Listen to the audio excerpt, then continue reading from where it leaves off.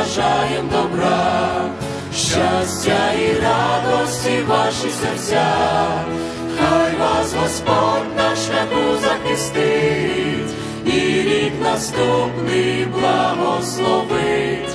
В новому році бажаєм добра, щастя і радості ваші серця, хай вас Господь на шляху захистить, і рік наступний благословить.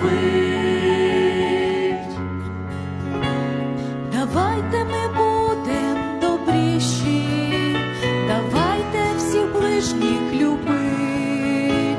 Любов — це є свято, забудьмо образи, лиш радість всім людям несім.